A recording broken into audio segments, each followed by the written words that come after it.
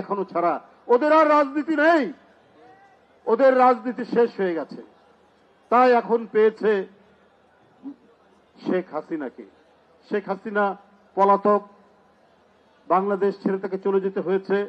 একমাত্র দিল্লির আশীর্বাদে 15-16 বছর তাকে টিকে থাকতে হয়েছে। উনি ভোট করেছেন, উনি ভোটারদেরকে ঘরের মধ্যে ঢুকিয়ে রেখেছিলেন, উনি নির্বাচন শেষ করে দিয়েছেন, নির্বাচন কমিশন ধ্বংস করেছেন, করে 15 বছর টিকেছিলেন।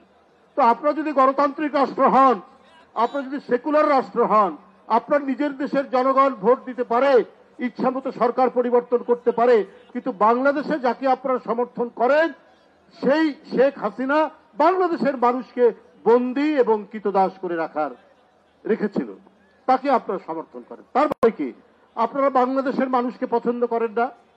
আপনারা বাংলাদেশের সার্বভৌমত্বকে আপনারা শ্রদ্ধা করেন না? বাংলাদেশের স্বাধীনতাকে আপনারা শ্রদ্ধা করেন না? তাহলে আপনারা সমর্থন দিয়েছেন কেন? এই 15 বছর জনগণের প্রবল স্রোতের কাছে হাসিনা পালিয়ে গেলেন। সেই হাসিনাকে ফেরানোর জন্য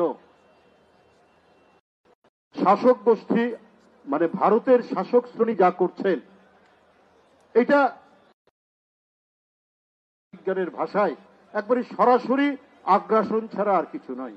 ওরা এত মন খারাপ কেন শেখ হাসিনার জন্য? কারণ ভুটান তাদের সাথে নেই, নেপাল নেই, পাকিস্তান নেই, শ্রীলঙ্কা নেই, ছোট্ট একটি দ্বীপ রাষ্ট্র,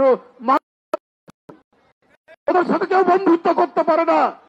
কারণ ওরা মুখে যাই বলুক, ধর্মনিরপেক্ষ বলুক আর সেকুলার বলুক, ওদের মনের ভিতরে হচ্ছে কট্টর হিন্দুত্ববাদী হিংসা ছাড়া ওদের মধ্যে কিছু।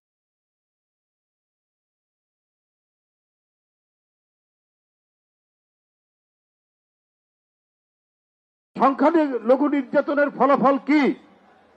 আমি তো দেখলাম এখানে ইসকনে কুপিয়ে কুপিয়ে হত্যা করে মারা হলো সাইফুল ইসলাম। কই আপনাদের ওখানকার যে শুভেন্দু, তারপরে আরো কিছু বিন্দু টিন্দু যারা রয়েছে, তারা তো এই ব্যাপারে একটা কথাও বললেন না, একটা আওয়াজ তুলেন না।